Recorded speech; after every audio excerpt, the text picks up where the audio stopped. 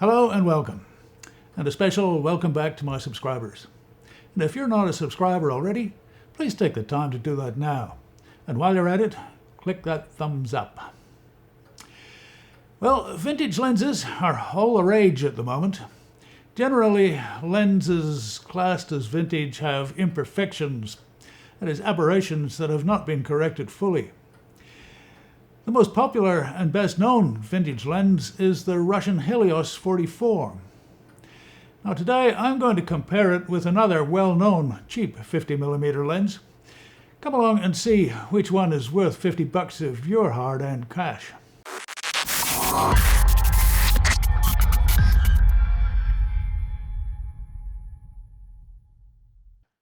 This is the Helios 44. It's one of many variants made over the years. The housings and place of manufacture have changed, but the basic design of the glass elements inside have remained the same. It has 6 elements in 4 groups and is a pretty much exact copy of the Zeiss Biotar 58mm f2 from around 1937. And that's because when Germany was divided up after the war, divided up between the US, the UK, France and the Soviet Union, the Soviets were able to take possession of the Carl Zeiss factory in Jena. Now they shamelessly took the design of the Biotar, renamed it the Helios, and made millions of them in 3 different Soviet factories. The Biotar was still made by Carl Zeiss Jena up until about 1960, however. And this, perhaps not coincidentally, was about the time that Helios started being made. Although Zeiss set up a factory in West Germany after the division, they did not use the Biotar name. They called their similar lenses planars because they didn't have the right to the name.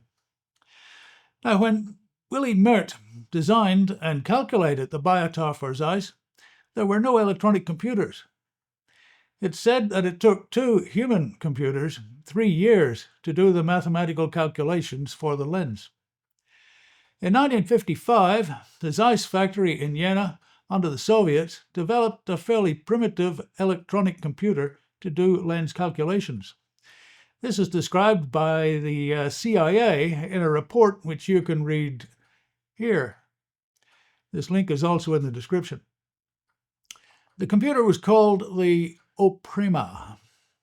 It was based on relays, electromechanical switches, and had 17,000 of them and some 90,000 selenium rectifiers. An unbelievable 500 kilometers of wiring was used. Now, according to the CIA report, the Oprema had the capacity of 120 trained, that is, human computers. So, the Soviets did have the opportunity to recalculate the Biotar much more quickly than Willy Merdt did, and they had to anyway, because they didn't have access to the same glass that was used in the Biotar. But they might also have been able to improve on the design, though the overall structure of the elements was not changed. Inside, it still looks exactly like the Zeiss Biotar. The Helios is not the only lens with character, though, and it's not the only lens with that weird swirly bokeh that everyone talks about. The Biotar, of course, had similar properties, as did other lenses from the period. The Helios, however, was produced in very large numbers and is consequently easy to find and cheap. And that's probably its main reason for fame. Its main claim to fame, I should say. My first 35mm interchangeable lens camera was the Russian Zenit E, and that came with a Helios lens as standard. Now that was quite some time ago. I won't tell you when, but quite some time ago. The present example that I have, this one, is one I picked up a few years ago. It's a later lens made in 1985 according to the serial number. It's a Helios 44M-4. Now the M4 designation refers mainly to the aperture control method. This lens stays fully open when the aperture ring is rotated, and does not close until a pin on the mount face is depressed by the camera when the shutter is fired. This allows the camera to be focused with the lens wide open and only shut down when the picture is taken. This particular example is a solid chunk of metal and glass, weighs in at about 242 grams. That's without the caps or the adapter. This one's got an adapter on it that it originally comes with a screw thread, a 42mm threaded mount. Thus, that's 42mm wide. The M signifies that it's metric. And this cheap adapter converts it to an EF mount. And you can get adapters like this for any particular mount that you would like. They're cheap, only a few dollars, or if you pay a bit more, you can pay $50 or so for them. Now, one of the things that this mount does is, I'll take it off again. You see, there is this pin, this little pin here. Well, this pin closes down the aperture. The aperture doesn't close down until that pin is pressed. Now, this adapter sits against that pin and keeps it pressed in all the time. And that means that when you change the aperture, then the aperture does in fact change. I'll just show you that without the adapter in place, without the pin being pressed in. You can see the aperture, if I can find the ring, where is it? Here. You can see as I turn the aperture ring, nothing happens. The aperture blades do not close down until you press that little pin on the back. Then it does. So, as long as your adapter presses on that pin, this is going to work okay. Now, this is not the only kind of Helios you can get. There are lots of others with different kinds of aperture control. And as I say, the M4 refers to the type of aperture control that this one's got. Okay. Now, the lens has a minimum focus distance of about 45 centimeters. The focus throw is about 220, possibly more degrees, 270 degrees, which is quite large. And the movement for the range from 1 meter to infinity is a whopping 90 degrees. That's the focus range, focus throw. It's so large, it's pretty hard to do it in one go if the lens is attached to your camera. And it's really quite a nuisance. It's really quite a nuisance if you're doing video. It can be hard to find the focus. Now, the focus ring movement is fairly stiff. That's probably due to old grease. Working it a few times reduces the stiffness a little. The focus scale is in meters only. The aperture ring clicks solidly and has clicks at half stops all the way up to 11. The diaphragm in this particular model has 6 blades, but some models have more and are consequently more desirable and therefore more expensive to buy. The more blades you have, the more circular the out-of-focus highlights, or what people call bokeh balls, are. And flares then too are also, they tend to be more circular than hexagonal, as they are in the case of this lens. Now there's a symbol on the front of the lens at the bottom. In this case it's a circle and a lens with a horizontal line through it, and this is the manufacturer's mark. This one is the mark of the Valdai factory, the most recent manufacturer. There are 2 others. The earliest and possibly the best quality is KMZ, and it has a symbol which is a truncated pyramid with a ray of light being refracted through it. And MMZ is the other one. Its symbol is a concavo-convex lens on its side. Now, later examples of this lens were multi-coated and may bear the inscription MC for multi-coating. This one, mine, is presumably single-coated. The serial number here starts with 85, indicating the lens was made in 1985. And for a 40-year-old lens, this one is in pretty good shape. Internet lore has it that lenses made at Valdai are of lesser quality, but I find the build quality of this example to be as good as anything. It's certainly better than that of the Canon lens, which I'm about to compare it with. Now this is the Canon 50mm f1.8. This is the Mark II. The Mark I, the first one, was of metal construction. The Mark II is all plastic. But the optical design in this one is the same as the Mark I. The Mark I dates from 1987, and this one from 1981. If you rattle it, you can hear the internals rattling about, which is it's not a great sign as far as quality goes, is it? Now, it has autofocus. It has a very thin, hard to find focus ring. The focus ring has end stops, hard stops, so it doesn't keep going forever. And you can see that as I rotate the focus ring, the lens pops out. It doesn't rotate though, which is good if you're putting a filter on it, but it's a problem if you're going to put matte boxes or things like that in front of it. No, if you're going to be using a matte box, you're probably not going to be using this lens. You might be spending a little bit more money. Now on the side, it has a little switch for autofocus and manual focus. And if you're going to use manual focus, you have to have that on the manual focus setting. Otherwise, this won't operate. And trying to operate it then can actually damage the lens.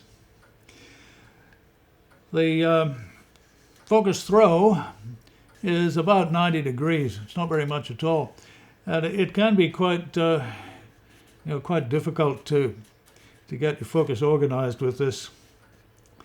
I find it, when I'm reaching from behind the camera, I find it hard to actually find this ring. It doesn't sort of stand out very well. And the movement of that focus ring is very sloppy. It's unsmooth, if that's a word. And as I say, it does have hard stops, which is a good thing if you're using a follow focus. Though how you would use a follow focus on that, I have no idea. Now the autofocus motor is very loud. It's too loud for video if you're recording sound at the camera. There's no aperture ring. Filter thread is 52mm. Minimum focus distance is 45 centimeters, which is about the same as for the Helios. Now, every expense was spared in making this lens, and probably millions were made like the Helios, and consequently it's very cheap second-hand. This particular example has had a hard life. I was given it free when I bought the second-hand Canon C100, which I'm using right there to record this video.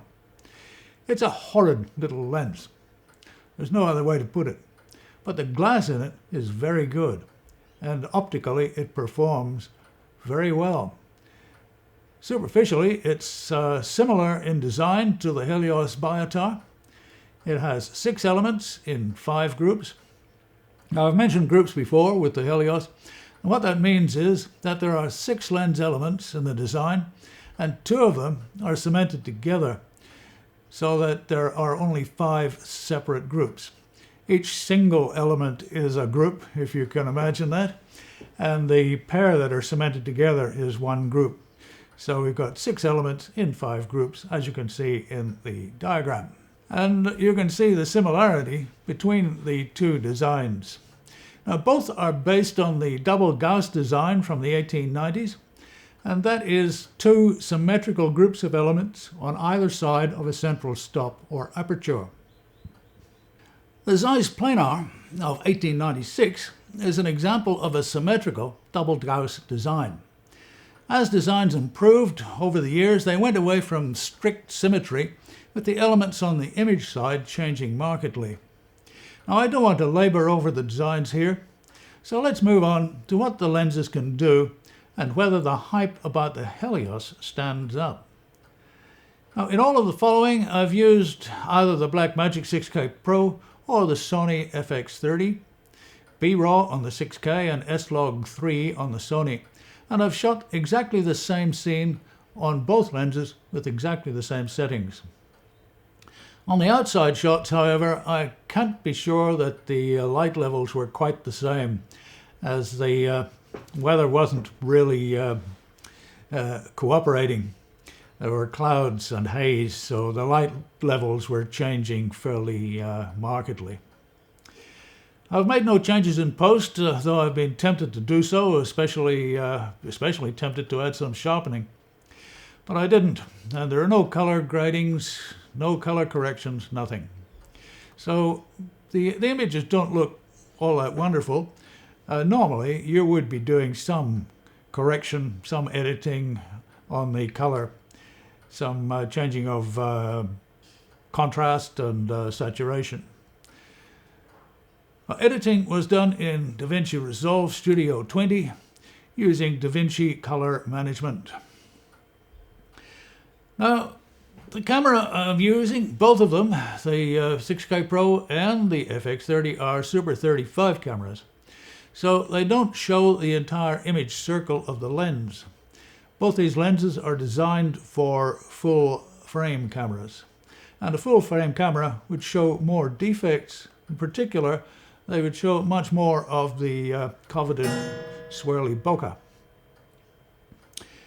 Now, this swirly bokeh, I find, is pretty hard to find, pretty hard to get. And in most cases, you'll find that the examples people show involve forest backgrounds, so that you've got foliage. And in all of the cases, the background texture is already somewhat curved. So that gives the swirly bokeh a head start, I should think. I've taken quite a few clips with this lens, but this is the only example of swirling that I've been able to get. You can see the swirling here in this clip with the Helios on the Sony a7R III, which is a full frame camera. Now, the background is just white daisies. Now, looking at the same scene on the Canon lens, was the Helios much different? I'm not sure.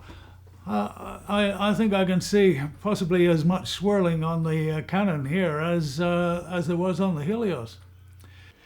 Focus peaking seems to work better on the Canon than on the Helios, or at least it shows more definitely and tends to jump more into focus. It's probably due to better contrast on this lens. The Helios, with a very long focus throw, as I said before, it goes gradually out of focus on the other side, with no obvious focal point jumping out at you. So it can be a little hard to actually pick the focus with the Helios. Now here I've used the Sony FX30 to shoot a gray card and a color checker with both lenses. Settings were f5.6 for both.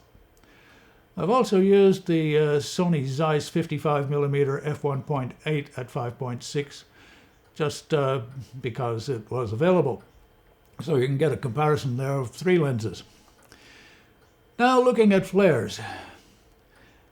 Again, the two lenses are at the same settings, and I'm using a phone flashlight to make the flares. You can see the Helios produces interesting flares, nice rings, whereas the Canon not so much.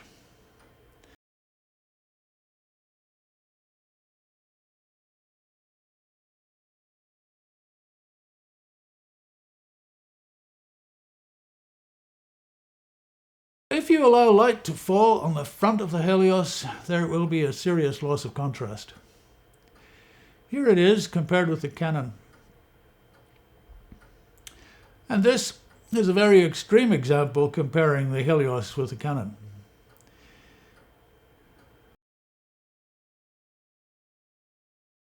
You've probably heard that the Helios lens was used in the Batman and Dune movies.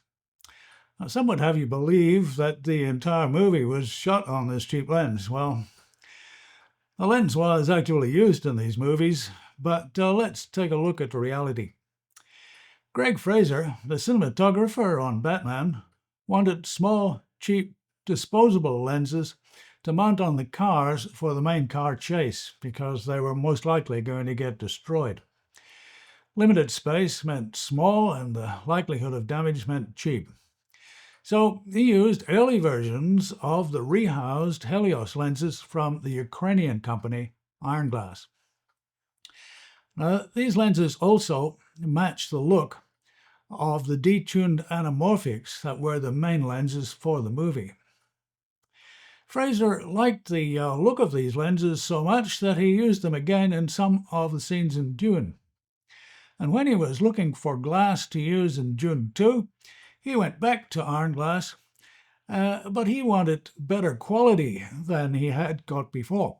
Now, it so happened that Ironglass had just released their version 2, their improved versions of the rehousings, and Fraser ordered multiple copies of the Helios, the Mirror, which is a wide angle, and the Jupiter, which is a telephoto. All of them rehoused Russian glass. You can read more about this in American Cinematographer. A link is in the description. Now note that Fraser has also used other rehoused photo lenses. For example, the Olympus OM lenses that were rehoused by Moviecam many years ago. I don't think Moviecam are still in business. But the Los Angeles company Zero Optik rehouses many photo lenses for cinematography and does it to order. Now, there's a difference between rehousing and cinemodding, by the way. Cinemodded lenses from Ironglass have been modified, as the name suggests, with gears added and other small improvements made, but the original lens is still intact. When Ironglass rehouses lenses, however, the only thing that they use is the glass. Everything else is rebuilt from scratch. And the glass itself may even be recoated if the customer requires it, so you can get modern coatings on them. And they can also put something inside the lens to make a pseudo-anamorphic. Cinemodded lenses cost maybe $400 from Ironglass, whereas rehoused lenses can cost in excess of $4,000 per lens. Now let's summarize my view of the Helios and its comparison with the cheap Canon. Without pixel peeping, shooting lens charts and so forth, I can't see much of a difference in performance between the two lenses. Build quality, on the other hand, well, the older lens wins hands down. But the Canon does show that a cheap plastic housing can still work well if the glass inside is good. Wide open, and this is where you probably want to use the Helios in order to see its character. It's soft, and consequently it's hard to focus accurately. Stop down to f8 or so, it's surprisingly sharp in the center. Focus peaking works much better on the Canon, possibly because the Canon has a much better contrast than the Helios. And the Canon also snaps into focus quite readily. While with the Helios, you turn that focus ring around and it gets less and less blurred, and it gets to a point where it starts getting more blurred again. And it doesn't really snap into focus at any point. So it can be a little difficult to pick the focus point, especially wide open. Now, contrast and saturation are muted on the Helios.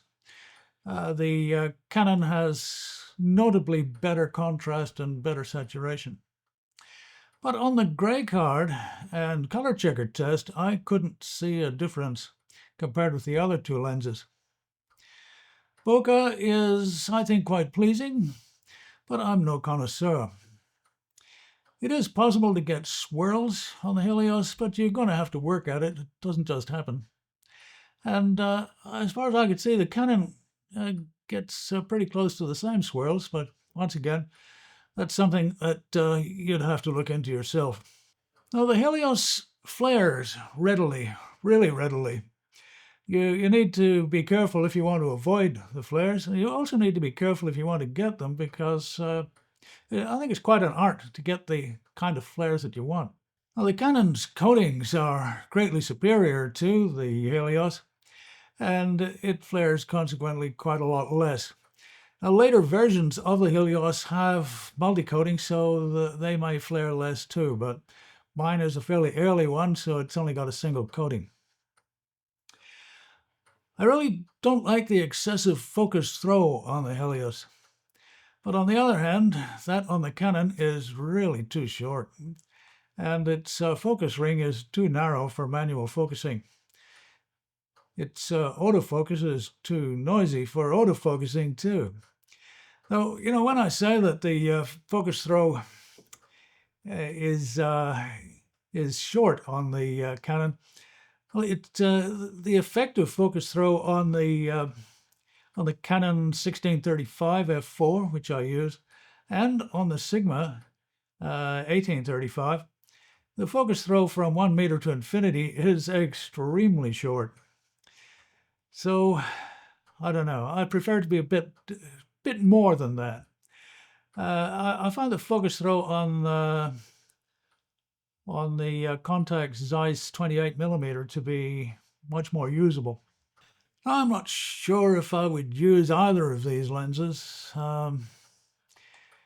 The Canon, well, I might use it on, for something that I'm doing now, I might use it on the C100 to shoot this. It will work fine for that.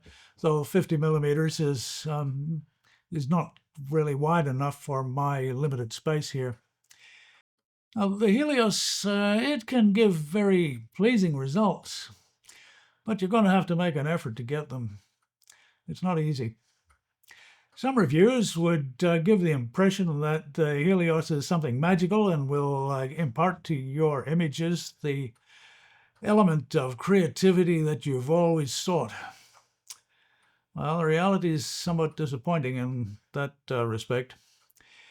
The lens is not going to make your images look like film. It's not going to make your work cinematic.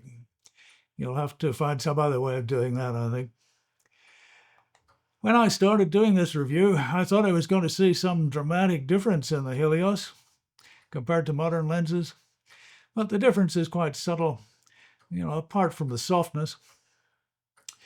But that's part of the lens's character, and that's why people want to use it. Here are some more images from the Helios. They might help you in making your mind up about this lens.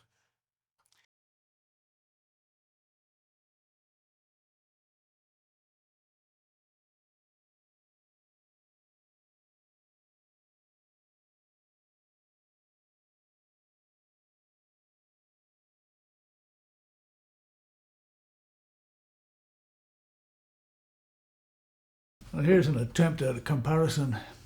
The left image is the Helios at f2. The right image is a Sony Zeiss 55mm at 1.8. The light's not quite the same, although the location was the same and the time of day was the same. Model was moving. There's a little bit of movement. Shutter speed was only 1/50th because I had ND filters on for movie. And the Helios image is not quite in focus. It's almost impossible to get correct focus with this lens at f2 for a subject that is not absolutely locked down perfectly still. But I suppose it's a comparison anyway. Make what you will of it. So Until we meet again, don't forget to subscribe and like this video. In fact, do it now. It's down there somewhere. There's a, you know how to do it. You want to. And when you've done that, get out and make some art. You won't make any sitting here watching YouTube videos.